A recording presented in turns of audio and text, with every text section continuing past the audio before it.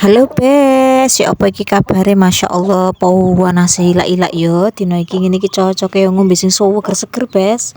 Wis toh ora usah nunggu suwe-suwe, tak deloke kulkasku ana opone iki. Oh, ternyata ana buah pire, ana jeline, ya ana susu, ana marjan, ana biji selasi. Wis gas rek, aku tak ndang gawe es iki.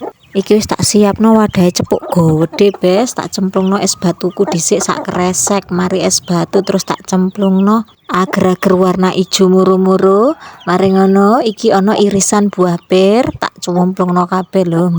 Dan iki ku segere. Terus ora lali biji selasine iki mang wis mari tak rendem dhisik ya Bes. Nek wis mari beduduk ngene iki nang karek dilebokno nang cepuke. Nah sing iki mang aku tumbas dhisik Bes, meluwayu nang toko aku iki mang tumbas nata de coco. Berhubung wadahku iki koyoke kok ora kamot, dadi tak gawe separuh dhisik Bes. Sisae iso dilebokno kulkas kena dinggo meneh-maneh. Terus ora lali tak tambahi banyu gula Bes, alias juro iku lho Bes. Terus iki tak curi marjan, sisa-sisa terakhir tak koret-koret iki.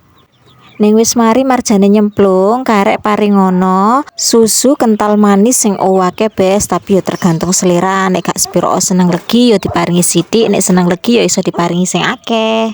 Nah, berhubung bojoku senengane legi, iki mang request njaluk diparingi susune sing owake Bes. Nek wis mlebu kabeh ngene iki, nah wis karek diaduk-aduk, dinikmati. Nang ayo. Kira-kira sampean ora kepengin ta? Nek kepengin, ayo tak incipi saiki ae nang nggonku. Engko nek sampean njaluk akeh-akeh aku lak yo ora koman Bes. Ya wis Bes ngono tak nikmatine dhisik ya. Bye bye.